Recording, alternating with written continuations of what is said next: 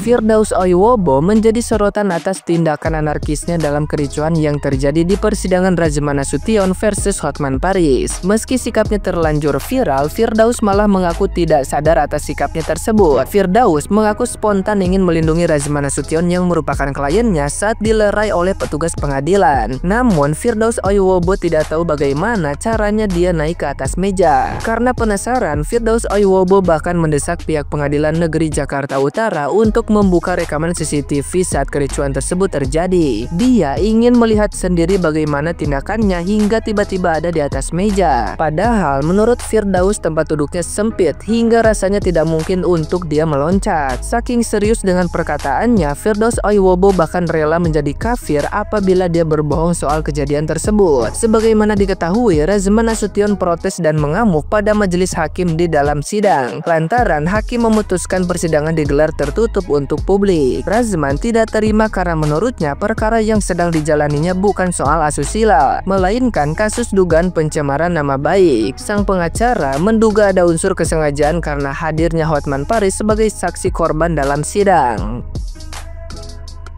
Nah, gimana nih menurut netizen yang terhormat? Silahkan berkomentar ya. Nanti lama-lama Bapak bilang nih kayak gini nih, saya tidak tahu kenapa saya juga bisa membela Razman dan berteman sama Razman. Saya tidak tahu kenapa seperti itu. Sekarang Bapak naik ke meja, Bapak bilang Bapak tidak tahu kalau saya tiba-tiba naik ke meja. Oh, Bapak tidur apa bagaimana sih Pak? Lucu deh. Ini pengacara yang ngomong, yang katanya itu orang ahli hukum. Pengacara siapa? Pengacara Razman. Sebisanya dia, ya saya nggak tahu, saya tiba-tiba di atas meja. Tapi serius nih, serius tanya, ini Perhimpunan Pengacara Indonesia, apa sih nama pengurusnya pusat itu? Serius ini, tidak ada sanksi untuk bapak yang tiba-tiba naik di atas meja pada saat pakai baju yang lengkap. Ini nggak ada sanksi ini Pak. Saya tanya. Baru pertama kali dalam sejarah peradilan Indonesia, pengadilan yang kita junjung tinggi, pengadilan yang kita hormati, dimaki-maki oleh salah satu pengacara. Dia melakukan sikapnya yang anarkis, dia melakukan sikapnya yang tidak layak dilihat, seperti preman. Apalagi yang paling kontroversi adalah ada salah satu pengacara yang sampai naik meja sidang. Ini jelas loh, ini jelas telah mencoreng marwah dan wibawa pengadilan. Profesi advokat atau profesi pengacara itu kan terkenal dengan profesinya yang terhormat, profesinya yang mulia, officium nobile. Dalam prakteknya ya berdebat, adu gagasan, adu argumen, bukan seperti preman. Inilah akibatnya kalau ada salah satu pengacara yang pernah diberhentikan diterima lagi oleh organisasi advokat lagi. Jadi pesan saya di sini adalah siapapun itu pengacara, siapapun itu dimanapun itu yang pernah diberhentikan secara tidak terhormat oleh organisasi advokatnya, jangan lagi diterima oleh organisasi advokat lainnya lagi. Dan saya menghimbau kepada Mahkamah Agung, yang mulia Ketua Mahkamah Agung, untuk tidak memberikan izin atau dicabut izinnya dan tidak boleh beracara di seluruh Indonesia dan dimanapun itu. Dan kepada pengacara yang sampai naik ke meja sidang, itu jelas loh sudah menghina pengadilan, dan saya juga menghimbau agar dia juga segera dicabut izinnya dan tidak boleh beracara di seluruh Indonesia dimanapun itu. Firdaus, anak kecil pun tahu kalau ada reaksi merasa jiwa terancam, itu reaksinya nggak seperti caramu itu. Oke, kamu naik ke meja karena kamu bilang ada jaksa yang mencekik kamu. Menurutmu, ya, reaksimu bukan malah kamu itu jadi memijak-mijak meja, dan di situ kan tanganmu menunjuk ikut seakan-akan ikut merusuh gitu.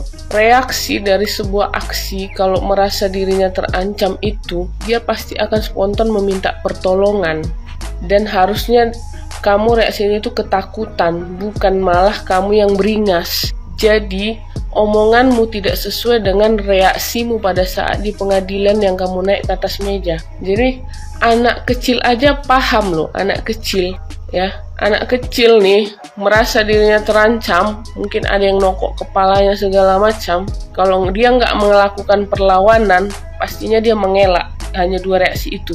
Tapi kamu bukan, tidak ada di antara yang 2 itu, bukan mengelak ataupun membalas. Tapi kamu malah ikut merusuh, ikut serta ke dalam untuk merusuh. Jadi statement ini nggak sesuai sama reaksi dari yang kamu dapatkan, yang kamu bilang ada jaksa yang mau mencekik saya. Jadi nggak semua orang bodoh. Ini netizen Indonesia ini nggak bodoh. Tapi kita lihat nanti di pengadilan kan, di pengadilan itu ada CCTV. Nah, di situ yang ada, yang saya lihat kamu itu ikut serta merusuh. Bukan reaksi dari atas yang kamu merasa terancam, kamu dicekek. Dicekek ini berarti dari belakang nih ya, karena kamu maju ke depan. Kan itu logikanya. Kalau kamu dicekek dari depan, harusnya kamu mundur ke belakang dong. Lari. Jadi nggak semua orang bodoh ya. Tapi nanti ada CCTV. Ini masyarakat Indonesia ini pengen dan harus ditunjukkan CCTV itu. Karena kami juga, masa sih pengadilan ini udah kayak ring tinju, kayak hutan rimba. Kamu bilang kamu itu seorang pengacara yang dimana pengertiannya yang mengetahui yang namanya hukum, tahu peraturan di persidangan, ya. Jadi nggak usah membela diri, nanti CCTV akan menunjukkannya. Dan kami selaku rakyat Indonesia penasaran.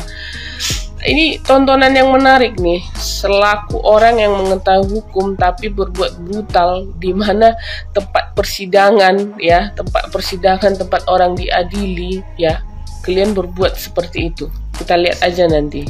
Ini udah aku bilang, nggak semua orang itu bodoh, Firdaus.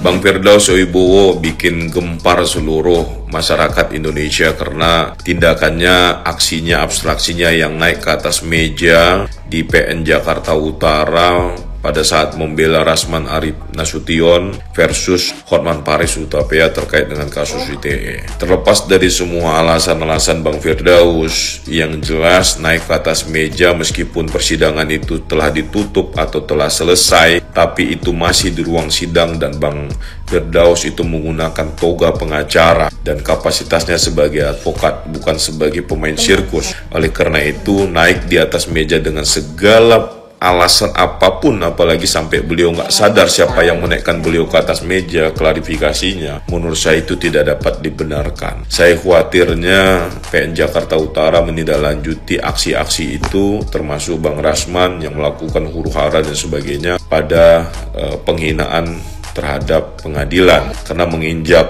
meja ya, berdiri di atas meja di ruang sidang itu adalah tindakan yang tidak bisa ditolerir dan itu bisa berbahaya kalau Mahkamah Agung kemudian mencabut berita acara sumpah ya rekan-rekan kita ini, dan kita tidak mengharapkan itu sebenarnya. Ya, kalau bisa jangan banyak klarifikasi, tapi ya mohon maaf kepada PN Jakarta Utara, mohon maaf kepada Majelis Hakim, sehingga hakim lebih bisa menahan diri dan tidak menindaklanjuti dengan proses hukum. Dan kemudian sidang berikutnya pada tanggal 20 Februari 2025 ya, agendanya tetap sama, pemeriksaan saksi-saksi dari JPU. Sidang terbuka atau tertutup, yang jelas kalau Bang Rasman tidak terima ya sidang yang akan digelar itu secara tertutup, meskipun kontennya itu atau keterangannya akan diterangkan oleh saksi itu sangat sensitif dan dia minta secara terbuka, maka bisa meminta kepada Ketua PN Jakarta Utara, bisa melaporkan ke Badan Pengawas Mahkamah Agung, bisa juga melaporkan ke Komisi Yudisial. Ada ruang-ruangnya. Jangan terlalu ngotot, jangan terlalu on fire sekali, jangan terlalu emosional sekali sehingga nggak bisa mengontrol diri sampai datang ke meja majelis hakim menokok-nokok meja, menuduh-nuduh koruptor dan lain sebagainya. Insinuasi seperti itu tidak perlu dilakukan begitu, karena mengingat pada akhirnya majelis hakim yang 3 orang itulah yang akan memberikan putusan terhadap Bang Rasman Arif Nasution. Jadi kalau hakimnya sudah sangat tersinggung, marah, kecewa terhadap tindakan-tindakan dan sikap serta kata-kata kita terhadap mereka, ya bisa saja yang tadinya akhirnya Bang Rasman berpeluang untuk rispak, bebas atau lepas, ya mungkin tanpa mendahului putusan hakim bisa saja Bang Rasman dipidana, dan ini sangat berisiko sekali gitu. Dan ya kalau menurut saya hakim ke depan ya harus lebih tegas. Ya, jangan hakim yang malah walk out, jangan hakim yang keluar dari ruang sidang. Harusnya hakim bisa memerintahkan petugas yang ada di ruang sidang untuk mengeluarkan terdakwa, mengeluarkan penasihat hukum, mengeluarkan jaksa kalau tidak ikut tata tertib dari majelis hakim, bukan malah hakim yang walk out ya. Jadi kalau misalnya besok masih terjadi huru-hara seperti itu, hakim boleh memerintahkan untuk keluar. Dan kalau misalnya terdakwa keluar, penasihat hukum keluar, maka dia kehilangan kesempatan untuk membela dirinya. Demikian, begitu pendapat saya. Assalamualaikum warahmatullahi wabarakatuh.